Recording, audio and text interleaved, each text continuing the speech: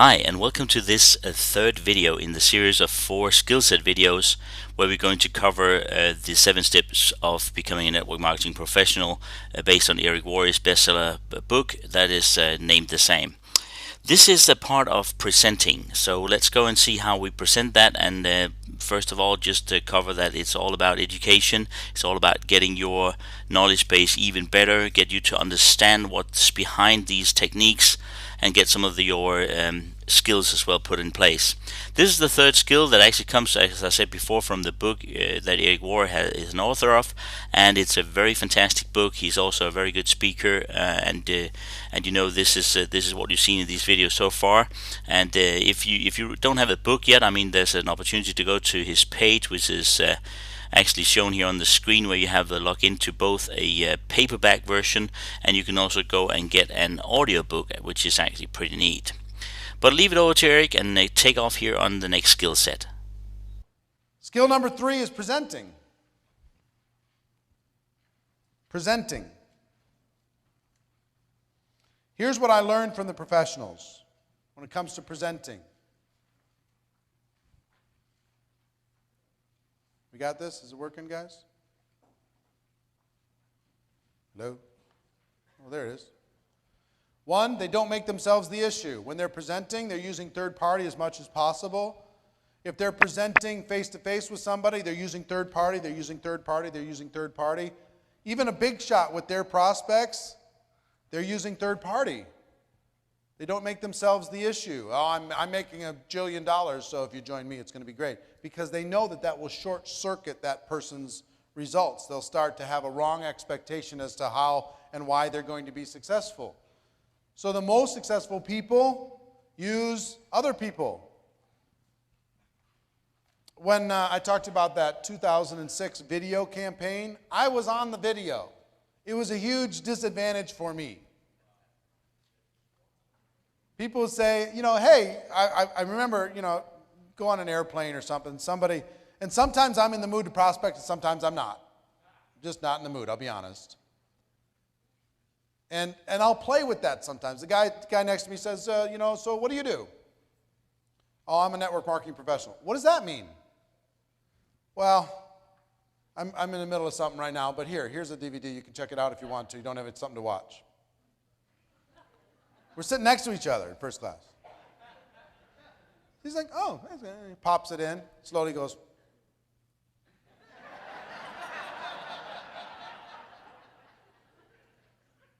Okay. I don't have third party now. Now, oh, if I get involved with you, you're going to make me rich. And I mean, it's not as powerful as, you know, leaders. What you'll find, talk to the top leaders. They don't make themselves the issue. They just don't. They use third party. Next. They act as a consultant. A person is trying to navigate their life, and they act as a consultant to that person to help them. So they ask those people questions about what they want in their life, and then they prescribe some solutions in the process. Here's a phrase that I learned a long time ago, and it's absolutely true. It doesn't matter what works. It only matters what duplicates. So when it comes to presenting, I used to say, put them in front of me, I'll do it all. And I could close them. Some people say, well, why wouldn't I do that? Because it works. It doesn't matter if it works. It only matters if it duplicates. For freedom in network marketing. So if you're doing everything and it's working, here's what your organization will look like. I'll show you. Throw that up. Here's what you want your organization to look like. An ever-growing group. If you do what works and not what duplicates, here's what you have to look forward to.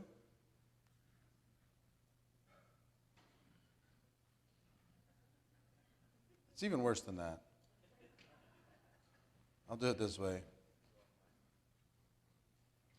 Here's your front line.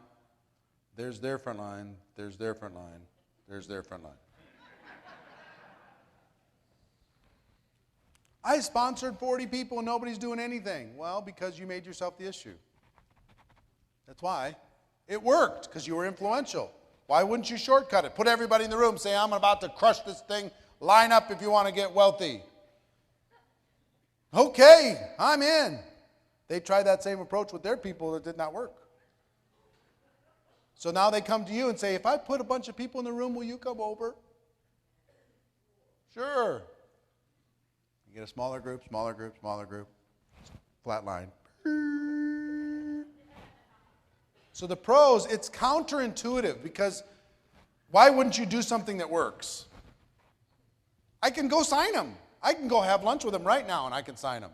And I could tell them, look, I'm a stud, I'm a star, you just get around me and you're going to make money. I could do that. You don't think I can do that? I can do that, but I kill them. It's like the butterfly, right? You know, the caterpillar's in the cocoon. If you want to help that new little butterfly get out, so you just take a razor blade and you just barely cut the edge of the cocoon so it can get out a little easier because you have compassion for the little butterfly. But because it didn't have the resistance, because it didn't have to do it on its own, because you did it for him, it falls out and dies. So you have to teach a process that allows a person to become independent from you as quickly as possible, which means you don't get to make yourself the issue. Next.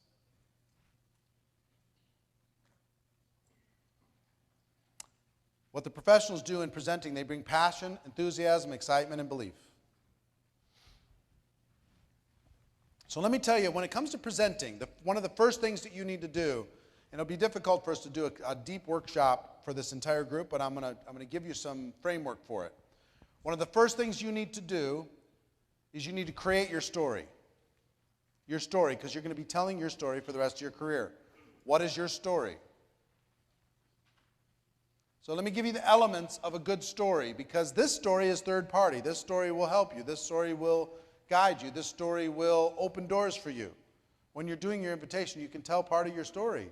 Whatever you're promoting, even if you can't defend it, you're going to promote it. One is your background. You know, as you know, I was a doctor, I was this, I was that, I'm, truck driver, whatever. Two, the things you didn't like about your background.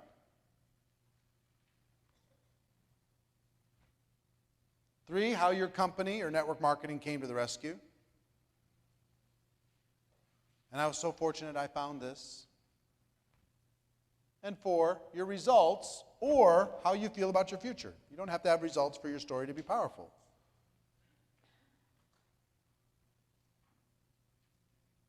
So my background is I had 18 jobs before I was 22 years old. I was behind on my bills and my promises, and I had my family, and I didn't know what I was going to do. I had no college education, and obviously I was scared. I was scared about that. I was scared that my life was going to repeat itself. And I was fortunate to get introduced to the network marketing profession, to be able to give me a chance when the world wasn't giving me a chance, or at least I wasn't creating opportunities for myself. I found a place where I could learn and I could grow and I could do it on my own, and I would get support along the way. And in just a short period of time, I'm now on track to have control and have freedom, and I'm helping others, and I feel good about my life, and I feel good about my direction. 30 seconds.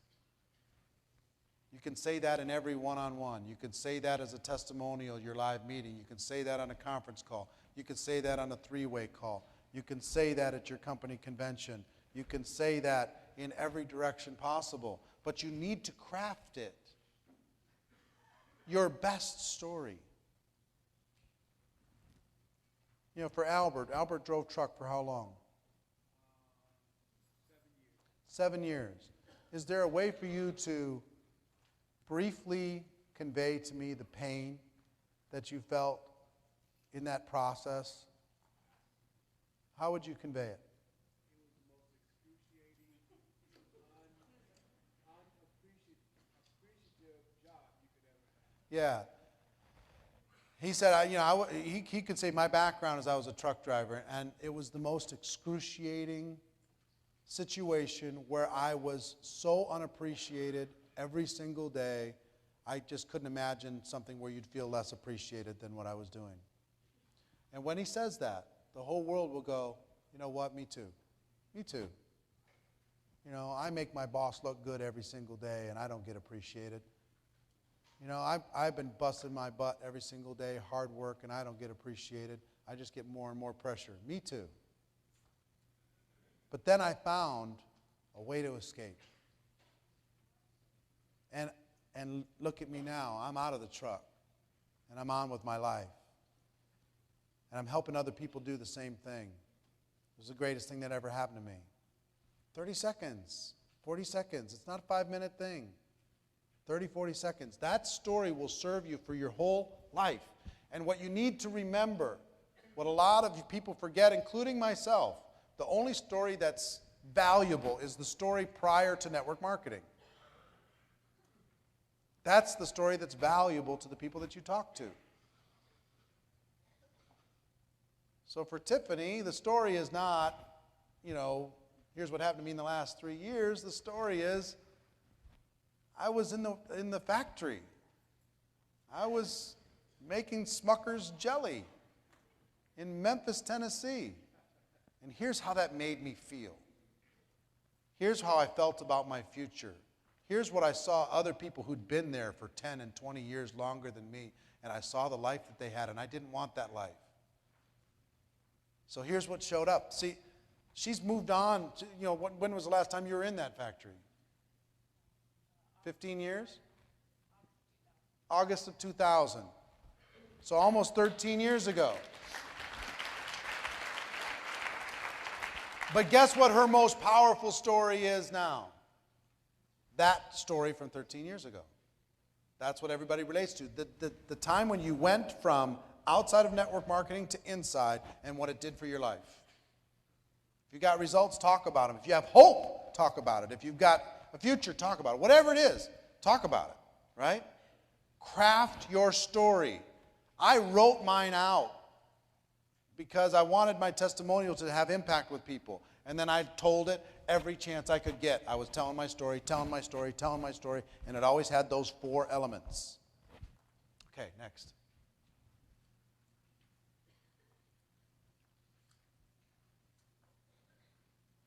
Tell your story to your prospects. Tell your story to other people's prospects. Tell your story on 3-way calls, conference calls, and webinars. Tell your story online, on Skype, on wherever. Tell your story at live events. Become known for your story. Tell it so many times other people will start telling it for you. If other people don't know your story, you've got a big hole in your business. Huge hole in your business. They've got to know it and be able to tell it with passion.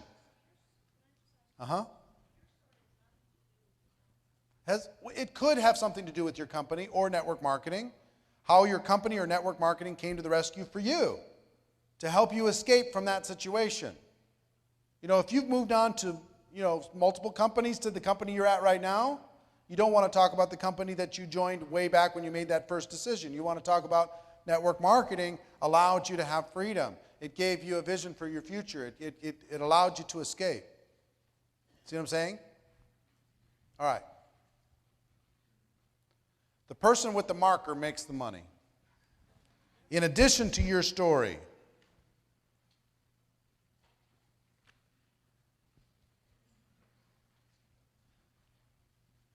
you've got to learn your opportunity presentation.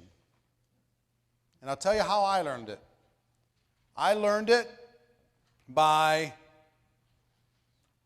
copying the top earner in the company and recording their presentation, which they did exactly the same every single time, writing it down on a legal pad, pause, rewind,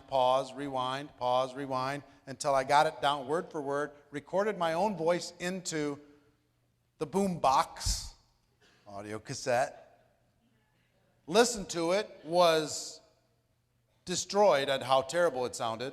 No energy, no passion, no nothing, flat, boring, dull. I did his same story, same joke, same everything. I just did exactly what he did. Okay, I changed my name to his name. That's it. It's the only thing I changed. Closed the same way, opened the same way, did exactly, transitioned everything the same way, told the same jokes, the whole thing. And I recorded it again and again and again and again about 5 or 6 times until it sounded okay. Then I put it in my car, I put it on both sides of the audio cassette, and I listened to it 500 times until I had my own little one-man play. It was a one-man show. I rehearsed, I had it so solid that if you said, tell me about the product, I could start in my mind where the presentation started with product, and I could do that section without any problem, exactly word for word. If they said, show me the compensation plan, I could start with that, and I could do it word for word. How do you close it at the end with some urgency? I could do that word for word. Whatever it was, I could do it. You know how much confidence that gave me? I was good in any situation, at any time, at any place. I learned the the opportunity presentation, and I looked for opportunities to tell it. And pretty soon, I was the guy being asked to do sections of the local meeting. I was the guy asked to do different things. You got to learn a basic training.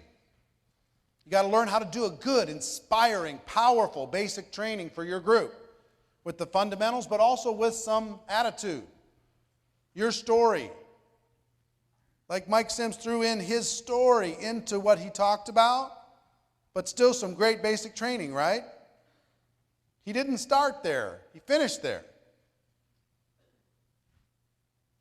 And inspirational training to inspire your group.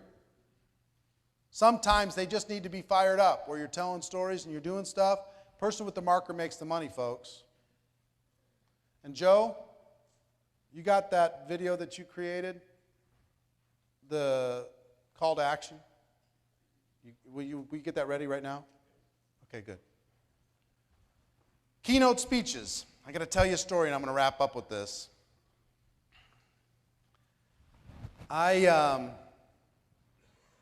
It's 1993. And I'm an up-and-comer. I'm making some money with my company. And I'm sitting, having a conversation with the CEO of the company and the top earner, the number one earner, who was, And we were talking about different things, and I jokingly said, he's a better networker than me, but I could out-talk him anytime. Give me a little preparation, put me on the stage, I can outdo him. A joke. And the CEO said, oh, really? All right, kid. I'm 29.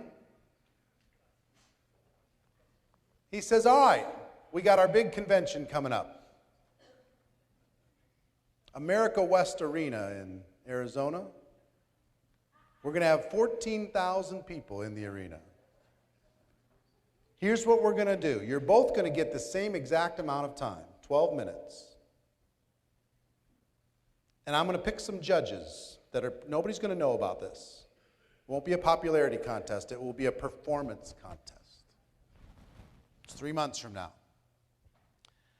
And between the judges and myself, we'll decide who wins. I'm like, okay. What did I just do?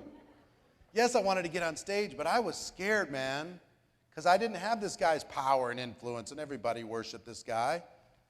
But you know what I could do? I could prepare. So I prepared. I prepared like my life hung in the balance. I mean, I wrote and I studied and I researched and I practiced and I prepared because defining moments like this come not too often in your life. And I'll tell you what happened a little later, but I just found an audio recording of that talk 20 years ago. So the boys from Cash Media took that talk and they put some video images to it because there's no video, it's just the audio. I'm going to play it for you now. It's 12 minutes. Yeah. The voice is a younger voice. 20 years ago, 29. A younger voice, but it's my voice. And this is the presentation I gave in front of that group of people. Go ahead and watch it. Enjoy.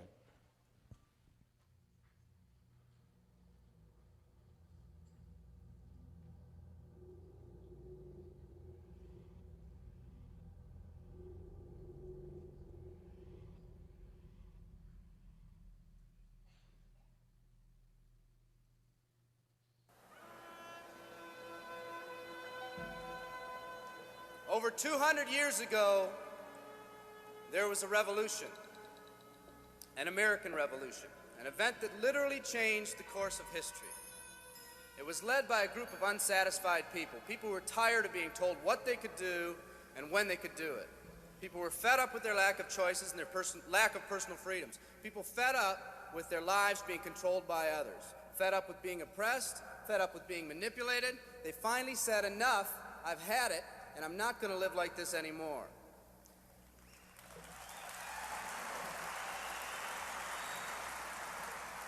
Our ancestors were people that took full responsibility for what happened to them. It was that spirit that ignited a country and formed what is now a giant in the free world. I have a question for you.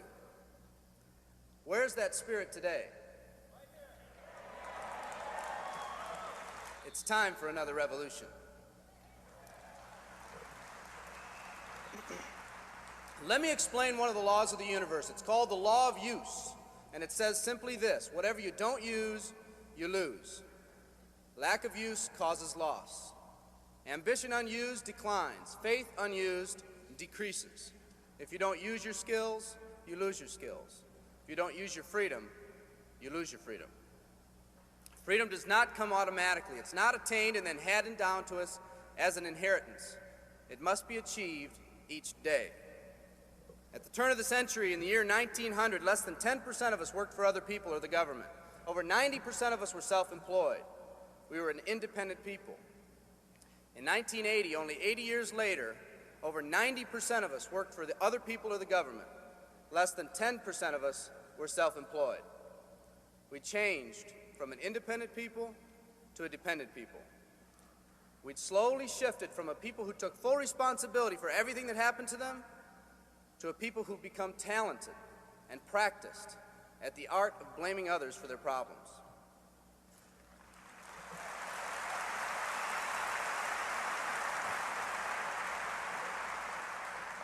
Our giant has fallen asleep. Our forefathers didn't say, who's going to take care of me? They simply said, all I ask is the opportunity to be free and the ability to take care of myself and my family. Today, we elect officials who will, quote unquote, take care of us. We cry out against anyone who dares to ask us to provide more value in the workplace. We do everything we can to spread around the suffering in our society, and yet no one is willing to step up and be part of the solution. We've slowly changed from a society that compensates based on value to a society that compensates based on entitlement and seniority. What we've come to believe is our due. We act as if someone actually owes us a living. Part of this change is due to the dramatic rise of conformity in our society. We're all taught to conform. Incredible pressures are put on us every day to do things, quote unquote, the right way. And yet no one asks the question, is this really the right way? A man once said, I'm just a collection of mirrors reflecting what everyone expects of me.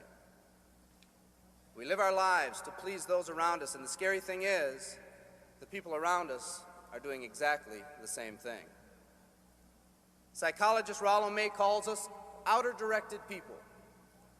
We don't act, we only react.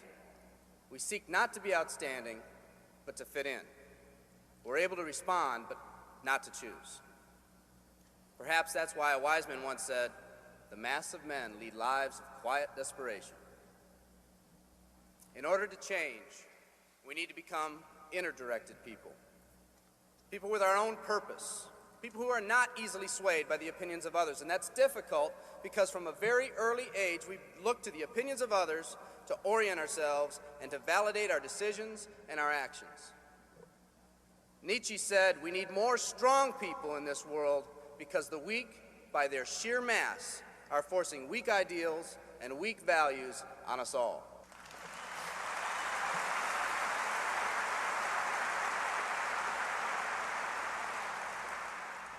Today's massive social and economic changes are waking this slumbering giant. Some people may not be ready right now for the changes happening today in today's society. It doesn't matter if they're ready or not. An old proverb says, if a man wants his dreams to come true, he must first wake up.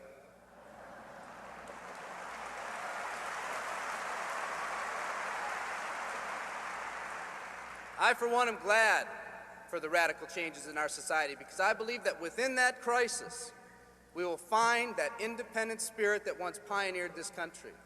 Some of us are finally ready to change. The displacement of our workforce has caused many of us to start searching for something better. Moving products and moving services is our business and our goal, but what we are becoming in the pursuit of that goal is a larger and much more important issue. The rekindling of our independent spirit has more lasting value.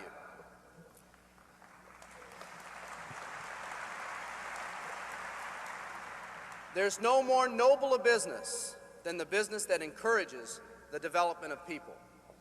Every living organism has one and only one central need in life: to fulfill its own potentialities.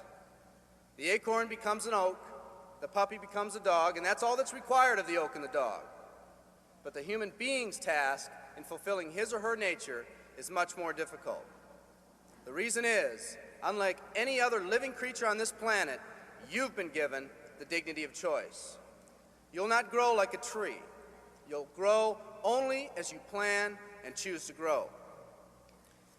When a person chooses to live, two things happen. First, assuming responsibility for themselves takes on a whole new meaning. They accept responsibility not as something they've been saddled with, but as something they themselves have chosen. The second thing that happens is that discipline from the outside is replaced by self-discipline. They accept discipline not because it's commanded, because they themselves have chosen what they want to do with their lives. Just like when the disenfranchised men and women over 200 years ago got fed up and said, I'm not going to live like this one more day, there's another revolution coming. It's coming not just from Americans, but from people all over the world.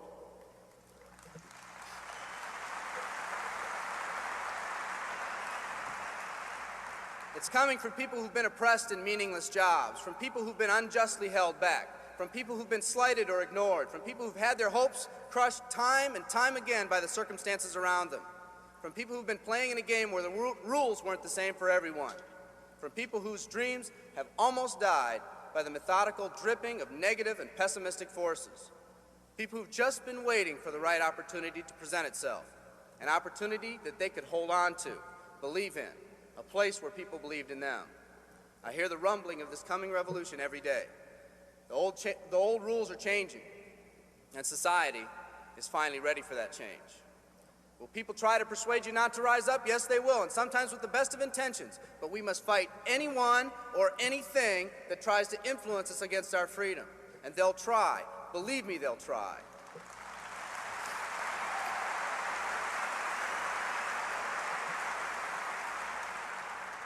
They'll try to suggest you off course, to nudge you off course, to distract you off course.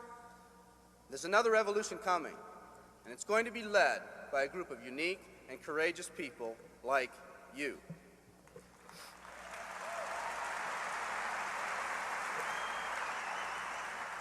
People who've had it with the way things are. People who've picked out their mountain in life and said, I'm going to the top.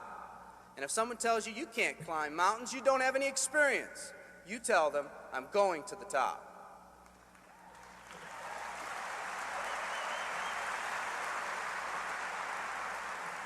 And if your neighbor tells you, come on, choose another mountain, that one's too rocky, what are you going to tell them? And if someone tells you, let's go over here where it's not so steep, what are you going to tell them? And if someone says network marketing, what are you going to tell them? And if your friend tells you, come on, let's climb this one, that one's too slippery, what are you going to tell them? If anyone tells you you can't go up, it's too rocky, too steep, too slippery, you say, listen here, I'm going up. You're either going to see me waving from the top or dead on the side. I'm not coming back.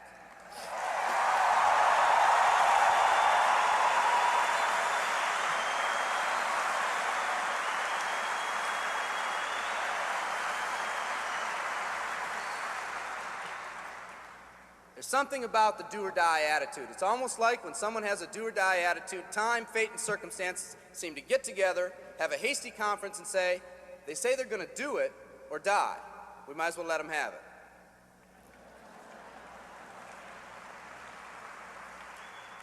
The people in this arena are special. You're special because you've already rekindled that independent spirit. You've already said that you're not going to conform to negative pressures around you. You've all said enough, I've had it, and I'm not living like this anymore. You are the people who want to set big goals and aspirations for yourselves and your families. People who want to live in a country where families are brought together again instead of being torn apart. People who want a country where once again owning your own business and controlling your own destiny is commonplace.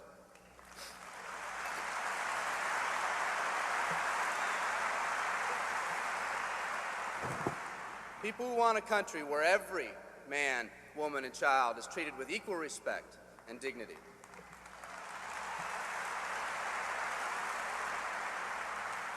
People who will pay any price so their families will not live with the legacy of maxed out credit cards and unfulfilled promises.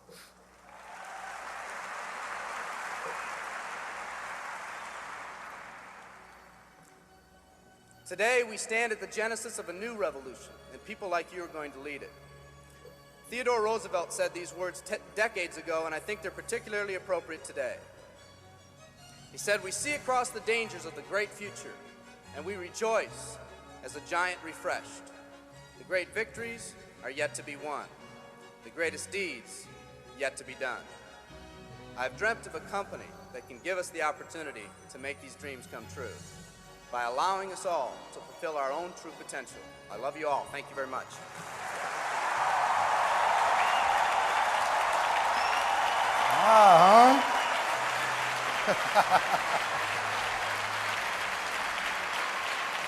Wow.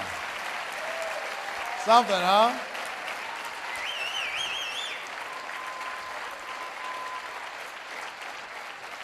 "1993. Younger voice than today for sure. 1993. Here's the lesson. We'll put it up online. Joe and Cash Media did a great job of putting it together. We'll put it up on Network Marketing Pro. We'll put it up on YouTube. You can use as much as you'd like. But what I'll tell you is this. What's the lesson? Prepare for your moment. Prepare. Put together your talk.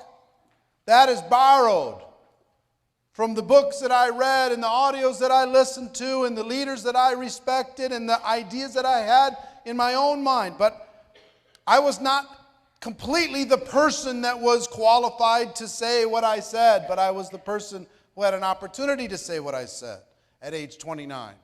Oh, by the way, guess who won? I won, man.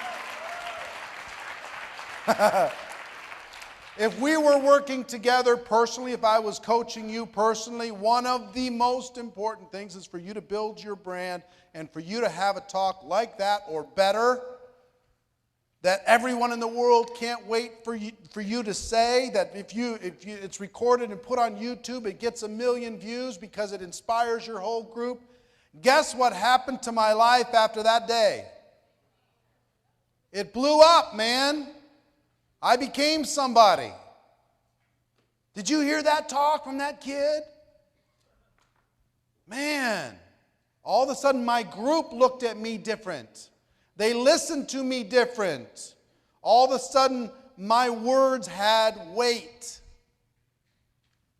I had influence in the company. I had influence in the leadership. From 12 minutes. Now that 12 minutes took me 3 months to prepare for. Shorter the talk, the harder it is to prepare. But I'm telling you, prepare. Back to that last slide, please. Presenting. You got to decide that you're going to become a pro here. That you can do your story. That you can do your opportunity presentation as good as anybody in your whole company.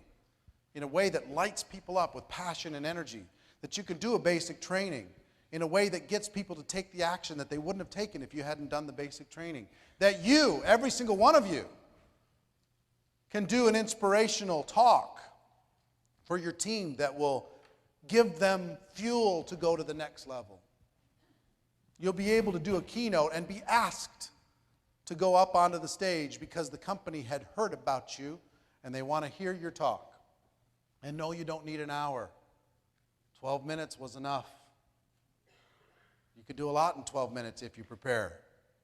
So the lesson is to prepare, to be ready, to be awesome, to practice, to rehearse. What Les Brown says, rather be prepared for an opportunity and not have one than have an opportunity and not be prepared. Be ready to just get up there and crush. And every single one of you can make a name for yourself if you'll decide to build on this skill. Yeah, thank you, Eric. It's good stuff. It's good stuff. I get excited every time I see Eric on stage. He's a very enthusiastic guy, and he's very easy to learn from. I mean, this is just interesting. I hope you enjoy it as well. Get value off it. Anyway, check off this video here, number 3, on your checklist, and be ready for the next video, number 4, which is a follow-up. Another very important skill to understand how to follow up with your prospects. Everything's available on Networkers Go Pro under the training session. Talk to you soon.